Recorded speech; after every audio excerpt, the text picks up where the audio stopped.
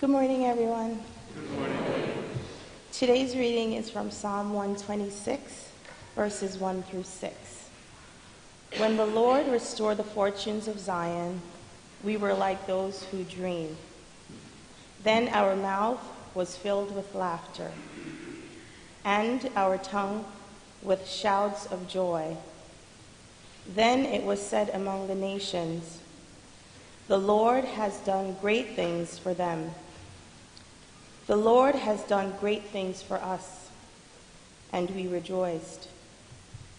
Restore our fortunes, O Lord, like the watercourse in the Negev. May those who sow in tears reap with the shout of joy. Verse 6 and last. Those who go out weeping, bearing the seeds for sowing, shall come home with the shouts of joy, carrying their sheaves. Here ends the readings of God's holy word. Thanks be to God. Thanks be to God. Introduction of Rick Ufford-Chase. We've had fun with him already and with the children. And he is a guest with us, but he is part of our family, our Presbyterian family. In fact, Rick was moderator of the General Assembly in 2004 to 2006. And as I said, so his reputation precedes him to being with us today, as he has been an ambassador for peace and justice issues in our church and around the world. And so we're just so thrilled to have him with us today. And he's brought a friend with him, Spencer, that he'll introduce, I'm sure. But let's welcome to our pulpit Rick Ufford-Chase. Rick, thank you for coming.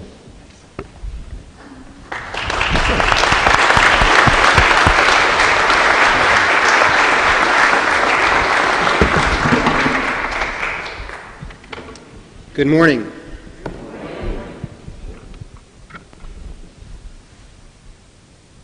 A few words before we do our gospel reading this morning.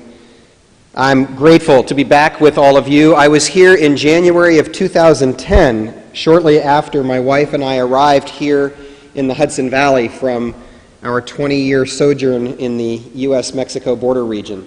And I confess to you that I was in something of a daze. We had only been here about a year. We arrived to find some significant challenges confronting us at Stony Point Center. We were in the middle of working through those challenges when Charles and I believe Ken reached out to me to ask if I would come and spend a morning with you. And it's unlike me to not have much of a memory of spending a time with a congregation. If you tell me where I preached at a particular church in 2005 as moderator, I can almost always bring to mind an image of that day. And I'm aware as I approach the pulpit this morning just how out of it I was.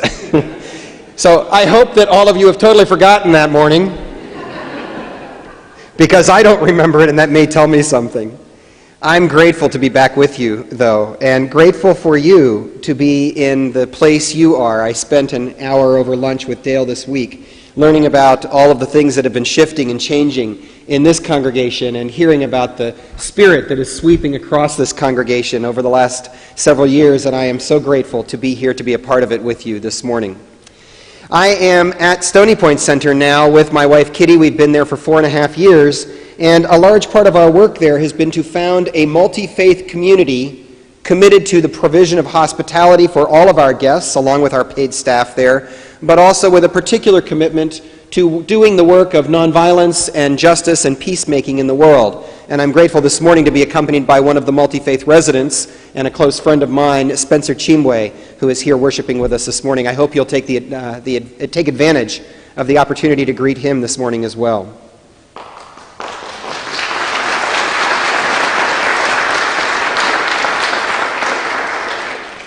I'm checking the clock because as I stood up, Dale said, "Take as long as you want. We don't have any anxiety about that here."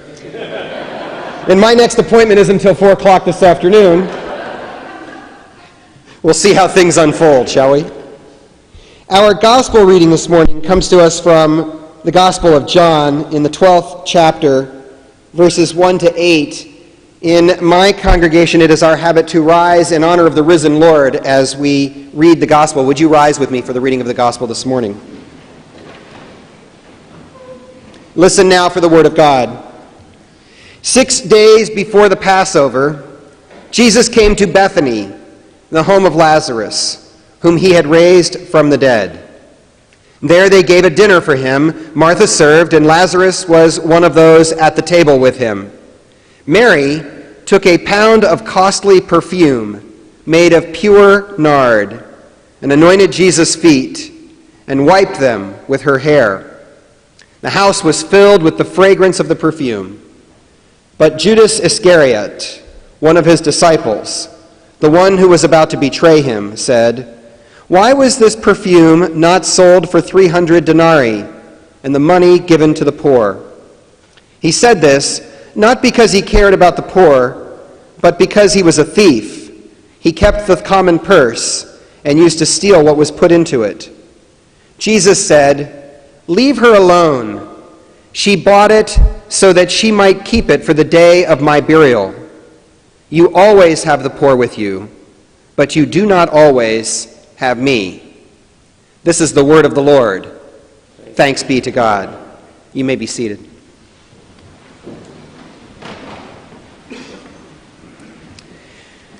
A Lenten image.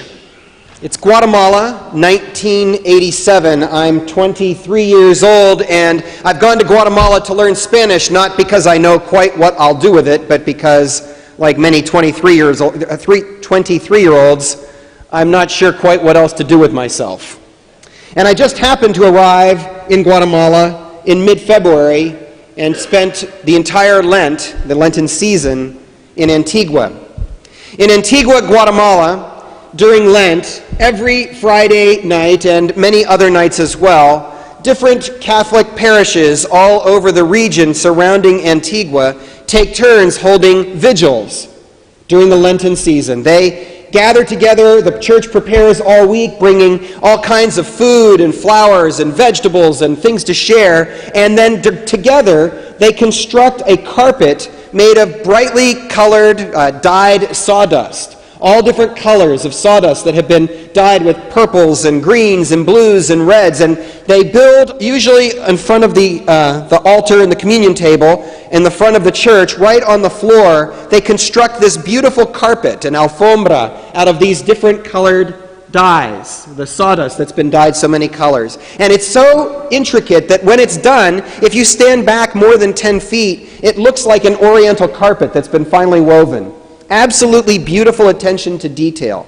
And it's this wonderful tradition. Then people come and lay all kinds of produce and things around the carpet.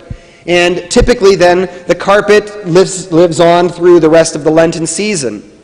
On Thursday night, Maundy Thursday, no one goes to bed in Antigua. Everyone in the town stays up all night long and along a route that they know will be traversed by people for the journey of Good Friday morning in a huge procession. All of the families along that route go to the streets and they put up lights in the streets, and all night long they work on constructing these carpets, one after another, almost continuously. For miles they stretch from city street to city street throughout the town of Antigua. They're beautiful, and it's an incredible thing to spend the night walking the streets, watching as these carpets are being constructed. And then Good Friday morning arrives, and in one of the old ruins of the huge cathedrals that were built hundreds of years ago that fell down then in one of the earthquakes, in one of these ruins everyone enters in, and it's a huge place with a big fountain and central courtyard, and in that courtyard they reconstruct the moment of Jesus' arrest, where the soldiers come into the courtyard on horseback and Jesus is arrested and led away. And then through that morning, Jesus is in a figure on a huge platform that it needs more than 100 men to carry, this huge wooden platform with a Jesus that stands as high as this ceiling with a huge cross that he's holding over his shoulder. And they hoist this platform, all of these men wearing purple robes, and then they carry it through the streets, usually with a somewhat smaller one carried by nearly 100 women with another figure on that one, and they walk through all of the carpets that have been constructed the night before. It's a remarkable image. At the end of the Lenten journey, you come to Sunday morning, and I had grown up in the Presbyterian church in southern Pennsylvania where I was raised. with the understanding that Easter is the point of Lent. We all get to the resurrection, and there are balloons, and there's singing, and it's wonderful, and it's beautiful. And I woke up on Sunday morning in Guatemala expecting something like that, and it was almost entirely quiet. And I realized that they had mixed together the joy and the pain throughout that journey. Those beautiful carpets were constructions of a community effort to come together and understand the joy that lives in the midst of suffering. And if you know anything about Guatemala during the 1980s, you know that they understood that suffering all too well. Another Lenten image. The Pope who was who was elected this week. There's a misspeak. Pope Francis is the first Jesuit to be elected the Pope. And in the town of San Salvador, in El Salvador, there is a university run by Jesuit priests, the University of Central America. And on that campus is a small museum. And that museum is the home where 7 Jesuit priests lived who were murdered brutally in 1989, along with their housekeeper and her daughter, by Salvadoran forces who were trained by U.S. military at the School of the Americas. And if you walk through that museum, as you finish the trip through the museum where these Jesuits' lives are commemorated, you come out into a courtyard, and immediately on the other side of the courtyard is a small chapel, a chapel in the round. And on the walls of this chapel are the Stations of the Cross, the Lenten journey that tells the story of Jesus going from place to place and the suffering and the pain that Jesus experienced. Except that in this place, in the Romero Chapel, named after Archbishop Romero, who was murdered in 1980 in El Salvador, the Stations of the Cross are actually graphic depictions of Salvadorans being tortured. They are very painful to look at, and yet important for us to understand as a part of the Lenten journey. In Tucson, Arizona, in the little church where I was a member for 20 years, Southside Presbyterian Church, immediately behind the pulpit, tucked into a little wall sconce, well, not that little, about 6 feet high behind the pastor, there is a crucifix. The only Presbyterian church I've ever been in that has a cross with Jesus hanging on it. And the reason it's there is because during the 1980s, that church was the home of the Sanctuary Movement, supporting Central American refugees who were fleeing the violence in their countries and coming north looking for safe haven. And somewhere during the 1980s, shortly before I arrived and became a member there, Pastor John Fife arrived on one Sunday morning with the cross, which he stood behind him, and announced to the congregation that no longer would their church try and skip the pain and suffering of the Lenten journey on their way to the resurrection of Easter Sunday morning. There was no way, John said, that we could skip that suffering, having accompanied Central Americans on their journey. And so that crucifix remains now nearly 25 years later on the wall in that congregation's sanctuary. There are so many images, and we feel conflicted. I feel conflicted as we approach Palm Sunday with that challenge of trying to understand what is the pain that we must recognize that exists in the world all around us on a daily basis if we're willing to open our eyes and just see it, and our rush to get to the promise of the empty cross. And I think that's something of the conundrum that confronted Jesus and his closest friends as they ate together in Bethany, the Bethany Conundrum. Jesus knows where he is going. It's fairly clear.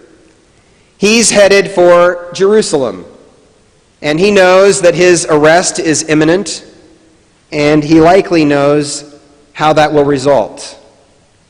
And so he's gathered with his friends for what will be one of their last times together, and Mary breaks out this hugely costly, we're told, bottle of oil, nard. We're told that it would have been worth 300 denarii, which, if you do a little internet work, we're told a denarii would have been a day's pay for a common laborer or a soldier at that time. It would have been worth about 20 loaves of bread, or maybe we might be able to work that out as roughly a minimum wage for nearly a year. So somewhere between $15,000 and $20,000 perhaps in our current parlance. This is no small thing that Mary is doing. She breaks open this bottle of scented ointment and she begins to wash Jesus' feet. And Judas confronts Jesus and Mary with an indictment. How can you spend this money so wastefully in a time of such great need? Now, I'm going to ask us this morning to suspend the editorials in this text. So whoever has actually written down this story for our use has helped us to interpret it based on his, I assume it's a him, his own understanding of what took place. We're told that Judas was a traitor who was stealing from the common purse, and we should keep that in mind as we listen to Judas's plea that we think about the poor. But let's be honest, in the moment, it's not likely anyone was fully aware of what was going to happen next, probably including Judas. And the concern that Judas raises is in fact a legitimate one. Where will we choose to put our feet down? With the passion that Mary brings to that moment, as she knows that they're preparing Jesus for these last days, or with that concern for the poverty that Judas lifts up? And then we hear Jesus' answer. Friends, the poor will be with us always, but I have not much more time. Leave her alone. Leave her alone. Jesus makes it clear in his entire ministry, and especially in that week as he walks toward Jerusalem, that the Bethany Conundrum is not a choice, it's simply a reality. We aren't asked to choose here between whether we're going to be wasteful and celebrate or whether we're going to spend time with the poor. Jesus makes it clear. He goes right back the next morning to that very same journey. It's why he was greeted the way he was as he entered into Jerusalem, by the poorest of the poor who laid their cloaks on the ground for him to walk across as he entered in, hailing Jesus as their king. So it's not a choice.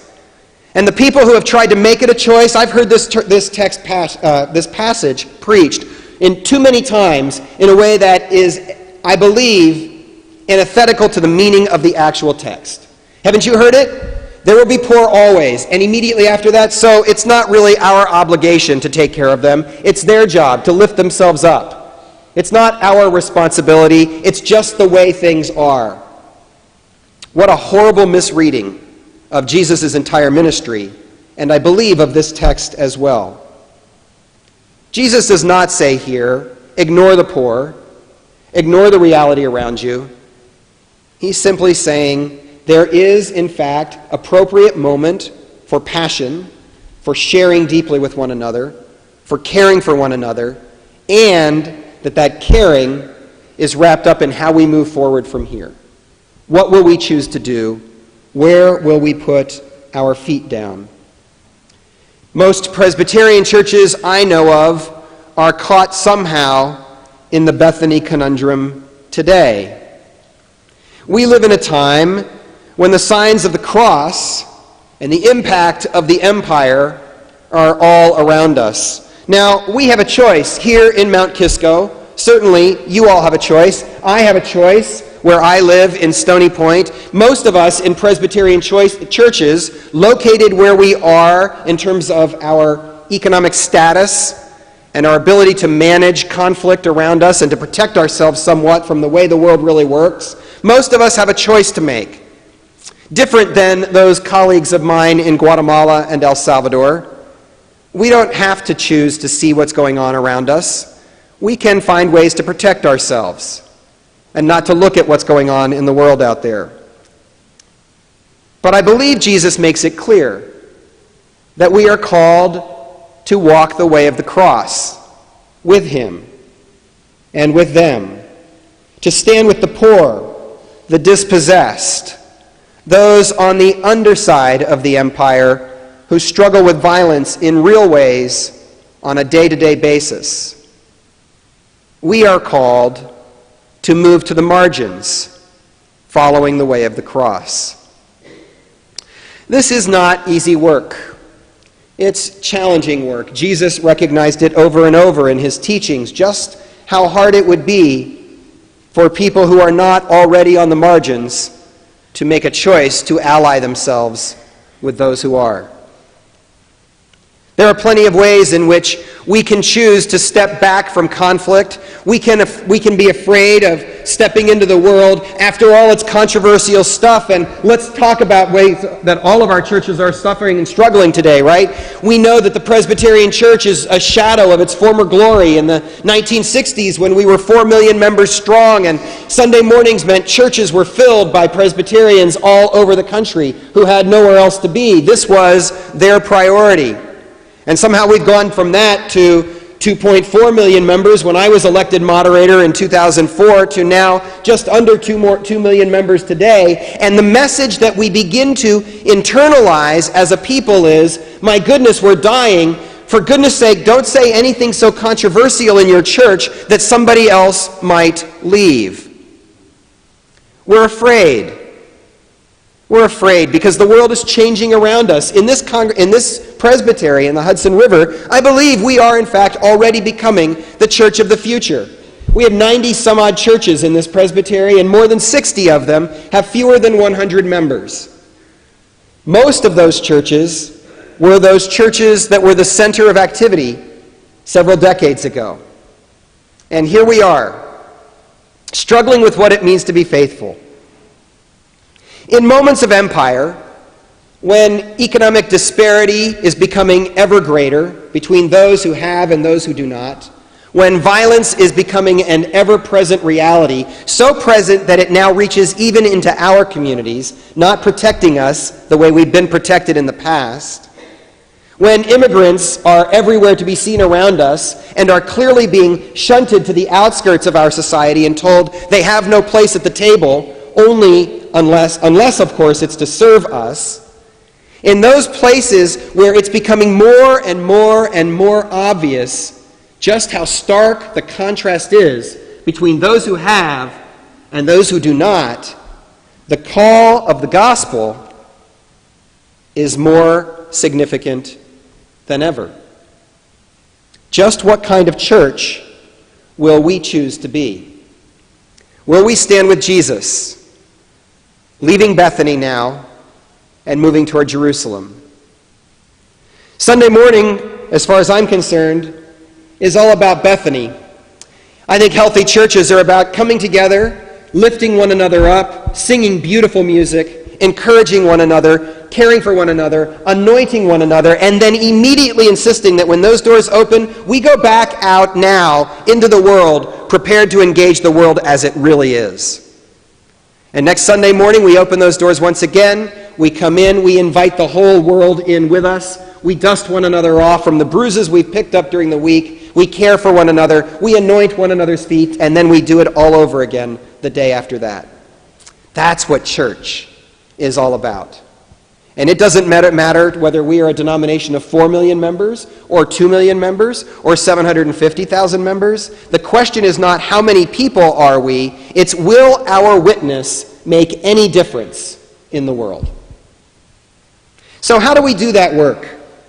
How do we find our way through differences of opinion to take action on controversial issues? In all too many ways, I believe that our churches have reflected rather than led our society's attempt to do this. Too many times the church is divided in ways that look quite as dysfunctional as our Congress looks to me at this time. The question should be here not how do we name the truth and insist that everyone believe things exactly the way I believe it, but rather how do we together as a body seek the will of God and understand the movement of Spirit in our midst at this time. And when we're willing to do that work, surprising things begin to happen. 2 years ago, in January There was a shooting in Tucson. Gabrielle Giffords, Congresswoman who I have met and had worked to support as she ran for office, was holding a town meeting at a Safeway on the north side of Tucson where I had lived. And someone shot Gabrielle and a number of other people on a Saturday afternoon. And the next morning at church, in the little Presbyterian church where I'm a member now, a pretty typical little country church with all the political and theological difference you might imagine in a church like that, church of maybe 40, 50 people on an average Sunday morning, I went to church that morning and I stood up and said, I long to be a part of a church that does more than wring its hands in the face of this kind of violence. Is it possible for us to do more than just wring our hands? Well, we had a problem, which is that there's all kinds of opinion in our congregation about guns and the appropriateness of owning guns and what gun legislation should look like. But a little group of folks began to meet, and after a few months we went to the session and said, we would like to ask the congregation to embrace a year of study and reflection about gun violence. We want to lift it up in worship at least once a month. We want to study it together. We want to bring in outside speakers. Would the session approve such a move? The session said yes. They voted unanimously to do so. And we took it to the entire congregation at a congregational meeting a couple of months later and presented this plan. If you say yes to this, we will commit to this practice, this discipline of looking at questions of gun violence for a full year. And there was a unanimous vote by the congregation. Yes, we would like to do that kind of study. So then in September of a year and a half ago, we began to do this work together. We entered into study once a month or sometimes twice a month. We brought in special speakers and all kinds of folks that the congregation wanted to bring together for this conversation. And every Sunday, every fourth Sunday of the month, we would put a little plaque on the communion table that had a picture of a handgun with a slash through it. And we would lift it up through our liturgy. And it was sometimes painful, and it was often uncomfortable to lift this up each month. Then during Lent, a year ago, as a Lenten practice, we asked members of the congregation to share their own experiences of gun violence. Friends, you would be surprised in your own congregation, I bet, at just how many of us have been touched by violence because of the guns in this culture. And at the end of the process, the congregation wrote a document together. It leads with these three statements. We're not going to talk about hunting. Some of us hunt. We don't care. That's fine. We are not going to talk here about the fight over the Second Amendment to the Constitution. We have differences of opinion about it. It's not our business in this moment in this congregation to try and work that out. We're not even going to argue, we said, over whether or not personal handguns improve our personal safety or make us more at risk. We differ in our opinions about that in this little congregation, and that's okay.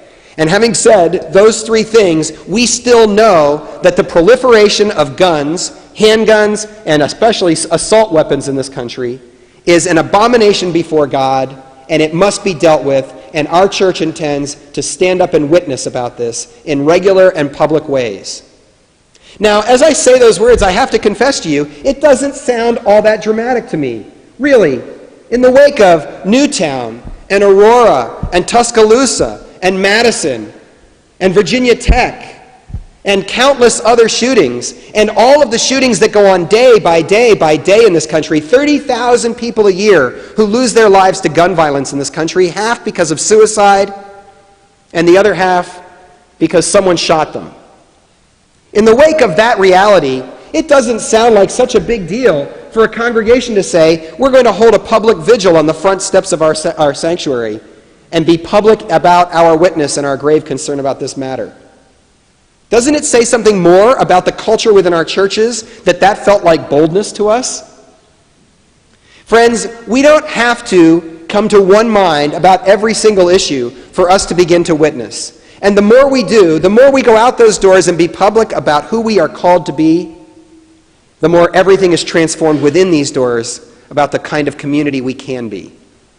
Because when we really come together, it's those moments when actually we have to begin to defend one another and help one another and support each other because of the ways in which we are distinct from the rest of the culture. Our job in the year 2013 is not to be the church that blesses the empire from the heart of the empire, but rather to move clearly and intentionally to the edges of the empire and to insist we will stand with Jesus on the road from Bethany to Jerusalem. We will not back down. There are so many ways in which this country and our world cry out for a witness from the Prince of Peace. And the choice on this morning, the conundrum we confront, is how we will live in that tension between the passion that Mary brought to Jesus on that evening as they dined together and the pain and the suffering that Jesus knew was his path in the days that followed. I'm going to finish this morning with a poem that I remembered as I was preparing for this sermon this week, written by a Guatemalan poet named Julia Esquivel, that is one of the most important poems I've ever read. And I guess what? My pages slipped out. That figures. Hold on just a second. It's a poem called The Choice, written initially in Spanish. I'll read you the English translation. I will remain with my people, the dispossessed, the deceived, the persecuted, the bargained for, with the people who have never been considered human, but who keep standing up and surviving and beginning again. I will remain with the ones who have been 3 times dispossessed, forced off their land, the ones who have been chased like deer through forests and jungles. I will remain with the silent people who guard in the intimacy of their hearts the last word. I will remain with the elderly and the widows and the orphans. In the crushed hearts of the weak, God finds strength. Yes, I will remain with my people. Amen.